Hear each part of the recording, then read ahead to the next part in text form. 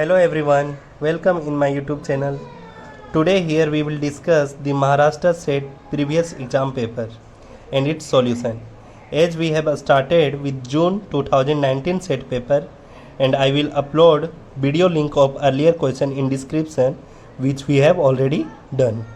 Now let's discuss another question of June 2019 set paper. Let's start.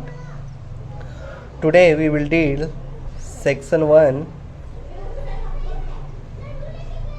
June 2019 question number 6. So here question number 6 say that let n mapping T from Rn to Rn be defined as Te1 become 0, Tej goes to Ej minus 1 for j is equals to 2 from 2 to n, where E1, E2, En is the standard basis of Rn. Then which of the option are true? First, T is non-linear, T is idempotent, kernel of T is 0 and D T is nilpotent.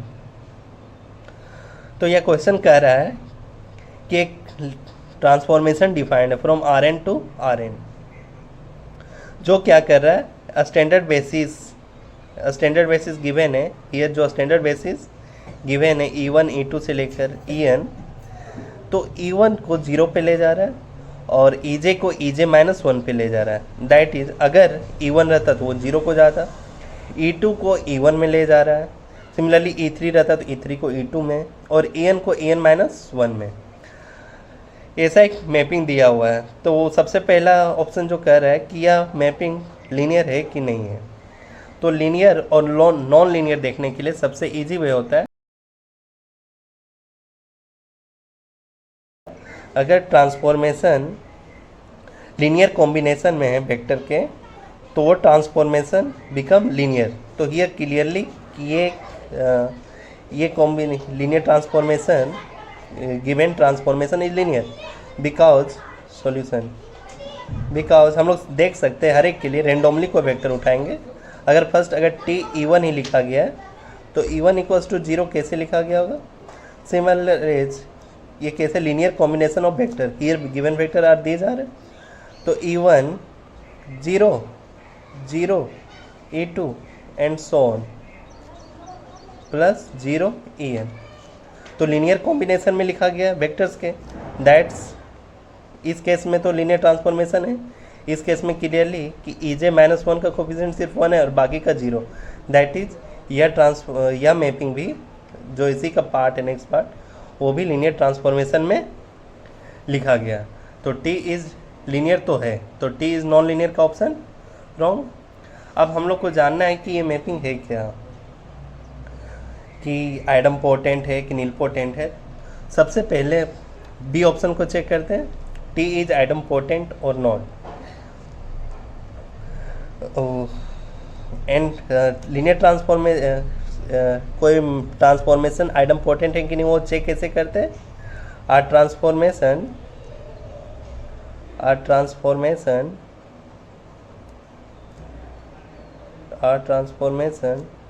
T defined from U to V is a linear transformation is idempotent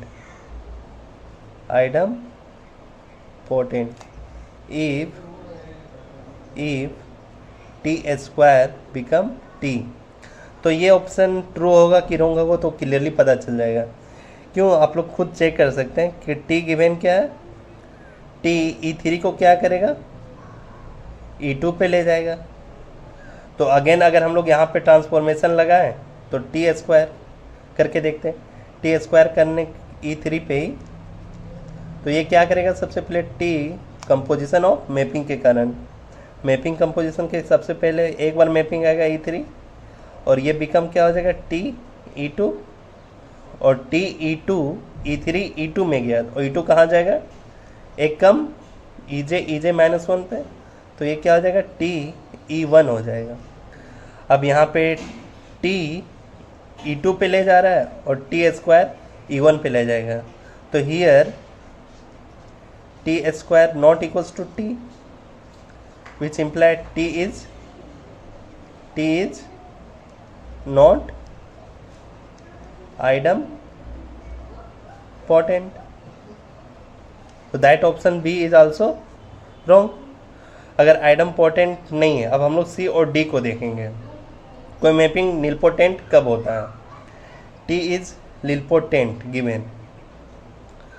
तो पहले nilpotent क्या होता है सो हम लोग जान लेंगे. nilpotent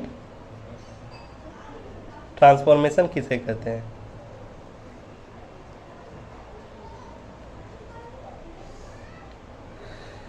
A mapping, a linear transformation T defined from U to V is said to be nilpotent transformation if there exists एक positive integer k belong to z plus positive integer such that tk is equals to 0. tk is equals to 0. तो हम लोग check कर सकते हैं, generalise करके इसको check कर सकते हैं कि ये गिवन ट्रांसफॉर्मेशन निलपोटेंट है कि नहीं.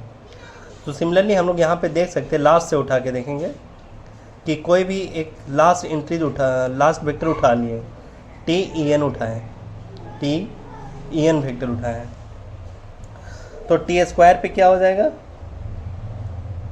ई एन टी जो ई एन माइनस वन, तो T of T E N become T of E N minus one, that become E N minus two. तो T3 solution for D option के लिए. तो T3 of E N become क्या हो जाएगा? T square ई N पे लगने पे ई एन माइनस टू, तो यहाँ पे क्या हो जाएगा? T3 पे T E N minus three. Similarly अगर टी एन ही कर दे, टी एन ई एन, तो ये बिकम क्या हो जाएगा? T N N minus one पे ही देख लेते हैं, T N minus one E N पे लगाने पे. तो यहाँ पे ये कन्फर्म कि E N minus N plus one यानी कि E one. T N minus अगर ई एन पे, ई एन वेक्टर पे T N minus one time mapping लगाया गया तो हमें क्या मिला? ई वन मिला. अगर वही टी एन करेंगे तो फिर क्या मिलेगा? टी एन ई एन क्या मिलेगा? T of T N minus one E N, T और E N N minus one को ई वन पे लेके गए थे और ई वन बिकम क्या हो गया? 0. अब हम लोग जनरल उठा के देख रहे हैं, फाइनली वो कहाँ पे जा रहा है? 0 को चली जा रहा है कि टी एन बिकम क्या हो गया? 0. यानी कि यहाँ पे एक इंक्रीज निलपोटेंसी इसे बोला जाता है. इस अगर ऑब्टेन कर लिया जाए मिनिमम तो उसे निलपोटेंसी बोला जाता है of that transformation index, nilpotent index. तो टी एन हमें मिल गया, के एन के बराबर मिल गया. हियर ये एन मिल गया जो इतना टाइम अगर ऑपरेट किया जाए इंट्रीज को तो वो बिकम 0 हो जाएगा फॉर ऑल, विच इम्प्लाई क्या हो गया? Here T is nilpotent. क्योंकि आप जनरल अगर हम लोग पुट किए, अगर 3 रहेगा तो वो 3 टाइम में 0, ई 4 रहता तो 4 टाइम में 0, ई 5 रहता तो अगर ई 5 रहता तो टी को ऑपरेट 5 बार करते तो वो 0 हो जाता है. दैट्स मीन एवरी वेक्टर अगर हम लोग ऑपरेट कर रहे हैं मैपिंग को उतने टाइम तो वो बिकम क्या हो जा रहा है? 0. विच इम्प्लाई क्या हो जाएगा? T is nilpotent. तो टी अगर निलपोटेंट है तो वो क्या हो जाएगा? नॉन सिंगुलर हो जाएगा, सिंगुलर मैट्रिक्स. क्योंकि अगर कोई मैट्रिक्स है, अगर इसका आप मैट्रिक्स रिप्रेजेंटेशन निकाल के देखेंगे वो अनदर मेथड है. अगर वो निकाल के देखेंगे तो एक निलपोटेंट मैट्रिक्स मिल जाएगा। तो निलपोटेंट मैट्रिक्स का डिटरमिनेंट 0 होता है, एक सिंगुलर होगा। तो कर्नेल ऑफ टी में इसका क्या आ जाएगा, हर एक इंट्रीज तो 0 जा रही है, 0 को जा ही रहा है। That's why kernel of T में सिर्फ 0 नहीं, इसके अलावा भी कोई एंट्रीज 0 के अलावा भी एंट्रीज आएंगे।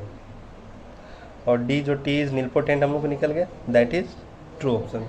आई होप कि आप लोग को ये निलपोटेंट ट्रांसफॉर्मेशन, आइडमपोटेंट ट्रांसफॉर्मेशन और लीनियर ट्रांसफॉर्मेशन के बारे पता चला होगा।